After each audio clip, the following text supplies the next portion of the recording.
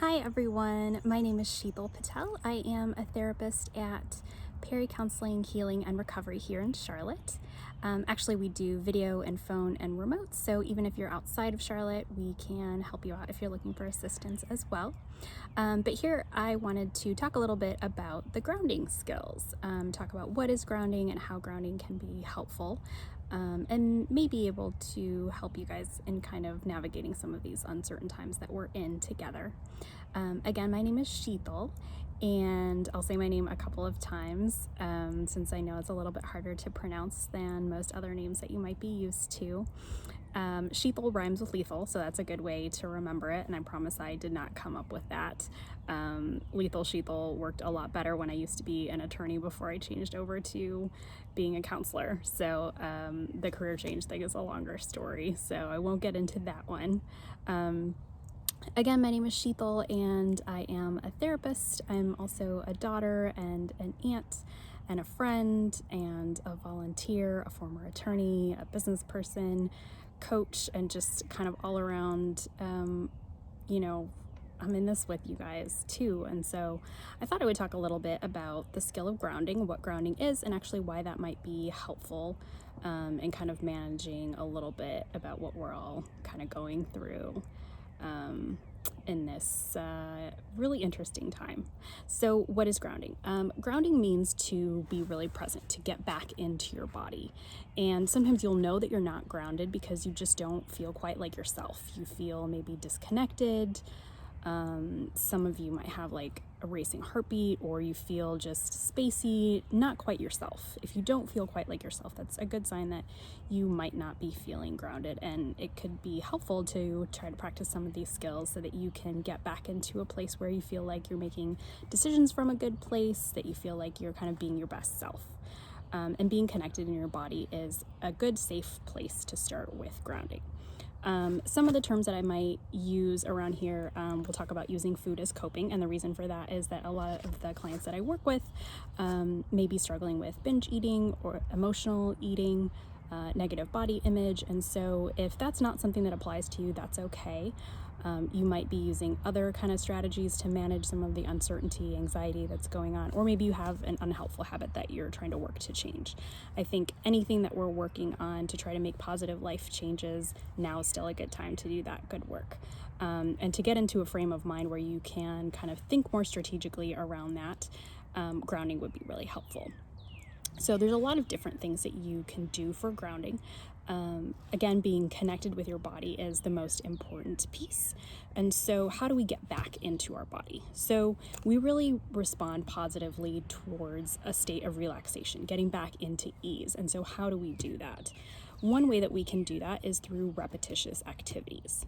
So repetitious activities, the reason that it's important is that our central nervous system really responds to, again, that state of relaxation. And so how we can get into a state of relaxation, again, takes a few kind of tips and strategies. And so the repetitious activity, it could be walking, it could be running, it could be any sort of repetitive movement. For some people, it might be knitting, it might be crocheting, it could be origami. Doing things with your hands can often feel really helpful. So like drawing, doodling, those things can be really helpful. Anything that engages the creative arts is something that can also feel grounding depending on what kind of resonates with you.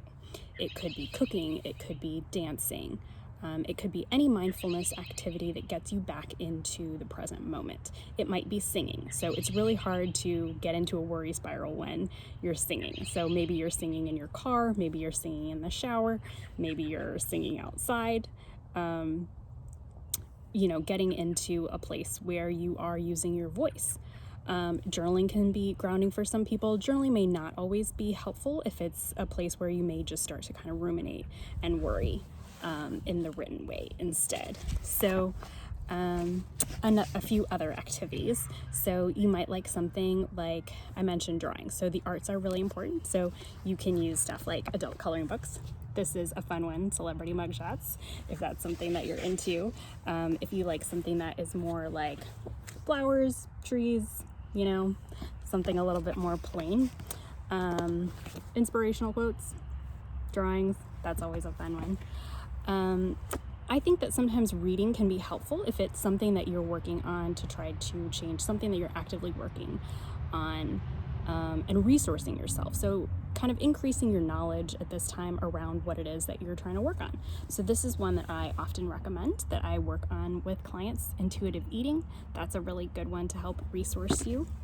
I think that in terms of staying present, really working on where we are now, the power of now is another really good one that I like. It's got a spiritual bend to it as well, if that's something that interests you. And for kind of you high performers that are really looking to stay motivated and willing and changing some particular things, this is one that I really like.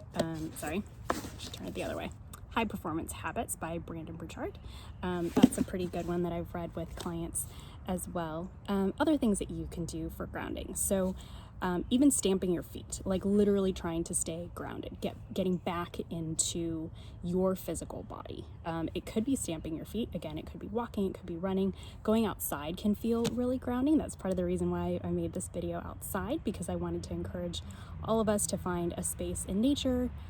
Maybe it's even from your bedroom where you're just kind of looking out the window. Like I've got this beautiful tree that I'm looking at over here. So that might be something that you're interested in kind of focusing on for a little bit. Visualizing a stop sign when you find yourself kind of ruminating, or you're reaching towards maybe emotional eating or getting into some unhelpful habit that hasn't really been helpful for you in the past. I kind of visualize a stop sign.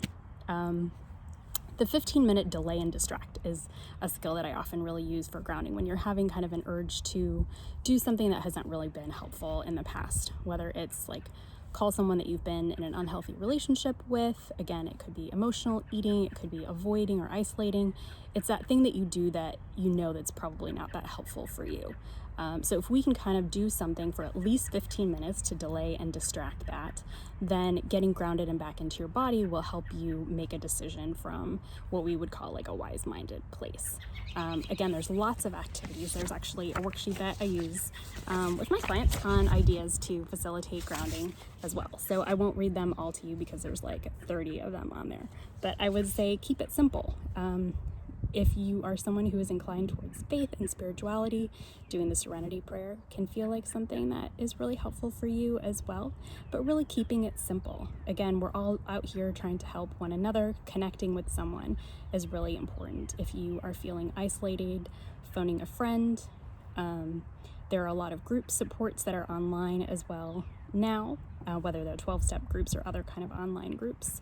Calling the National Suicide Prevention Hotline if you're in a place where you can't keep yourself safe is really important. And I just also want to emphasize that this is not online therapy. I'm just trying to give you some suggestions and ideas to help right now.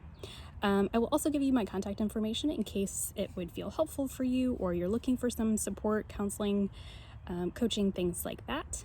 So again, my name is Shital Patel, and my email is patel@counselingmail.com. Again, it's patel@counselingmail.com, or you can give me a call for a free 15-minute consultation at 704-908-4061, and my extension is 704.